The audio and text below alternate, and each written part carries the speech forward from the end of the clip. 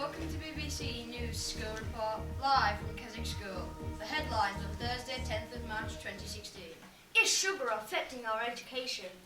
Now over to Jules for the full story. Sugar is in nearly everything from sweets, cakes, bread, tomato sauce and fizzy drinks. For BBC's School News Report, we are going to give up sugar intake for a whole week and see if this has an impact on our behaviour and learning. Right, so guys, what do you think? So we've had a discussion about the principles of what we could eat and which foods and drinks have excessive amounts of sugar. So, what do we think are the things that have the most sugar in? You've got your fizzy drinks, sweets, chocolate, cake, bread. Probably the most famous fizzy drink with sugar in is Coca-Cola. Yeah. Pepsi, lemonade, Dr. Pepper. Well, to be honest, I'd say the majority of food has sugar in it. Yeah. So, what do you think about the rules of giving up sugar? Well, no sugar, Yeah, no sweets, no chocolate. yeah, Try and go off sugar for as long as you actually can. yeah. You should still be allowed like natural sugar. Yeah. Yeah, no added sugar. Yeah.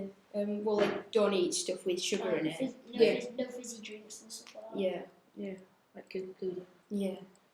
But you can have stuff with no added sugar. So we've organised a report card before we give up sugar and after. This will record what teachers think of our learnings so we can see what impact giving up sugar has. We decided that fizzy drinks and sweets contain the most sugar. Hello, I'm Thomas and I'm here with Dr. Cawthorne, an ex-GP and biology teacher here at Keswick School. Do you think the amount of sugar children consume has a negative impact on their learning and concentration? Well, there's certainly been lots of anecdotal evidence that teachers have seen a difference in behaviour when students have drunk or eaten lots of high sugary foods. So the science behind that would seem to fit. There's also been some quite good evidence from prisoners and jails where they've cut out sugar in the prisoners' diet and then their general behaviour has improved. So yeah, I do think there should be a link between the sugar intake and pupils' behaviour. Why would this have an impact? Well, the main food group that sugar is a carbohydrate. It's very sweet, so when you eat it, your blood sugar goes quite high. Okay, and that could be linked to an increase in sort of activity, hyperactiveness. But I think the main problem comes when you've eaten the sugar, the blood sugar goes high, your body reacts by producing hormones that reduce the blood sugar, and it's in that dip. So people might become a bit more moody, their concentration might be affected, okay? So really it's the change in blood sugar levels that really could explain poor or perhaps good behaviour. What conditions can a diet of too much sugar cause on young people? I think there are three main health conditions to consider. The first one would be obesity. So sugar contains lots of energy, lots of calories, and if you eat too much of it, those extra calories get stored as fat on your body, and that can lead to lots of consequences in later life. The second condition would be tooth decay. So again, if you eat too much sugar and you don't clean your teeth very well, then bacteria that live in your mouth feed on the sugar and can then start to rot your teeth. And the dentists in the UK definitely seen an increase in the incidence of tooth decay amongst under 16s. Okay, and the third one would be diabetes. Diabetes occurs when the main hormone that controls your blood sugar, called insulin, doesn't work very well. And if you eat too much sugar, we know that can be a risk factor for that happening. Diabetes causes problems with your kidneys, with your eyesight, and it would mean that you'd be on lifelong medication or even injections. We've decided to try and go without any sugar for 1 week. What will be the side effects of giving up sugar? Well, in terms of the physical side effects, I think you might experience headaches, you might feel quite shaky, a bit weak at times, you might feel quite tired. But perhaps some of the biggest side effects might be actually the psychological ones. We know that sugar, if we look at it as a drug, is nearly as addictive as things like heroin and cocaine. So trying to train your brain not to sort of desire that is quite a challenge. So you might find that you're quite moody, that you can see other people eating sugary things and you really crave those. How can we avoid these side effects? Well, I think some sensible precautions to take would be to make sure that you're eating regularly throughout the day so that you don't miss a meal. And you need to make sure that at each meal you are eating some complex carbohydrates, so things like pasta, bread, rice, especially the whole meal varieties. They tend to release sugar when they're broken down inside your body at a much sort of slower, steady rate, so you don't get these big peaks and troughs in your blood sugar that might make you feel a little bit under the weather. And also to keep yourself well hydrated, that will mean drinking lots of water, lots of fluids, to make sure that those headaches that you might get don't become worse. Thanks, Jules. How far has the local community recovered from the floods? Now over to Matthew for the full story. We're here at Keswick Market to see what people think about the recovery of the floods. What do you think about the recovery of the floods? Well, as a visitor to the area, I didn't see the floods at their height other than on the media, but I'm well impressed with the recovery so far of what I've seen, and I was certainly encouraged to come here as a visitor because of the recent floods, and I think the lakes need more visitors, people to come in and spend a bit of money, etc. Yep. Well, as an outsider, we live in Lincolnshire, and the news reports we got down there was they responded fairly quickly. It's devastated. Must be heartbreaking for yourselves to live up here, and we need us tourists to come over here and support this. And I can say that I'm a resident of Kendal, and I came to Keswick yesterday on the bus, and it was quite an adventure getting here on the bus, and it makes me think that the communities are still very isolated because the roads are not yet fully repaired, so it's very worrying to see that there's still so much work that needs to be done. Yeah, it's been a long process, I think. So we're probably 4 months after the floods, and it's taking its time. Like my house got flooded, and we've still got the builders there now, and we're sort of still working away. It's taking its time. But with regards to sort of the public sort of roads and infrastructure, the bridge across the river in the Fitzpark pedestrian bridge, that's still being worked on today. And it's interesting to see actually the progress that's been made there. Sort of the clean up of the park is ongoing. What was your experience of the flood at the end of last year? It was all a bit of a blur really. The water came in really fast, we were unprepared. So like when the water did start coming in, we started piling furniture and things on top of the sofas and getting out all like schoolwork, things like that, because we had 2 bedrooms downstairs, so we had to just get everything up. How is the recovery process going at the moment? It's slow, but we're getting there eventually. The insurance company have been really good so far, so yeah, we've been quite fortunate. I've moved house twice, once just after Christmas and once a couple of weeks later, but we've managed to extend our lease on the house we're in. So. This is the living room, and we've had to replaster the whole wall rather than just half the wall because the dampness did just affect it, because the mould came down the wall as well as up the wall as well, so it met in the middle, so it meant we had to replaster. We've had to get new ceilings in as well, and through here there's you can see where the water levels come up to, and we've had to replaster up to it, but we haven't had to do the whole wall. It's added on a lot more stress. A-level's stressful anyway, and it has just been really stressful, but my teachers have been really accommodating about it. They've been really understanding, so I felt okay about it now, but looking back it was stressful.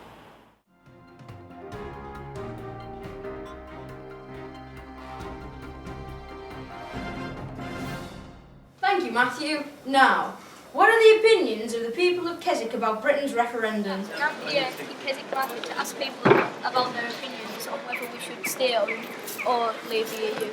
Well, I haven't formed an opinion yet. Fundamentally, I'm a socialist, so my feeling is we ought to stay in the EU. I think we are already. It'd be crazy economically to move out of it. And I voted in the last referendum to stay in. My own opinion is that I think we should remain in. I think at present, on balance, I think we should stay in. I think it's difficult to see how Britain could be as influential on its own. At the present moment, I don't really know enough about what is good and bad about leaving the EU. There's not been enough information given to the pros and cons of leaving the EU. The only thing for health reasons actually and kind of human rights reasons. To be perfectly honest, I'm still undecided, and I feel that as a member of the public, I don't feel that we get given enough information at the moment. I think it's very difficult to decide at present because of the hype and the exaggerations and conflicting advice we're getting from people who should be advising us objectively. I think the two main issues are really the cost and this massive immigration problem we have. But I'm not sure about the economic arguments, so I don't feel fully informed yet. And although probably my vote would be for staying in the EU, I need to understand more about the economic argument. Now over to Ted for the sport. Hello, and welcome to the BBC School Report Sports News. Earlier today, Jackson and myself interviewed two school sports figures and questioned them about their achievements and future hopes. Good. Here we have Mark, one of our Year 12 students who has had a fantastic start to the 2016 cycling season. How has your season been so far? Yeah, it started off really well. My first race of the season was the National Championships at the start of January. I won it, so I'm the junior national champion for cyclocross. The week after that, there was the last round of the National Trophy Series, which I also won. So that moved me up into second overall in the National Series, which was a really good result for me. And yeah, it was a really good start for me, probably the best start to a cycling season I've ever had. And we hear that you've been supporting Great Britain in the 2015 World Championships. How did that go for you? Yeah, it was a really good experience. Over this season, the 2015 and 2016 season, I managed to compete for Great Britain 4 times in 3 World Cups, and then at the end of January I went to Belgium for the World Championships. It was a really good race.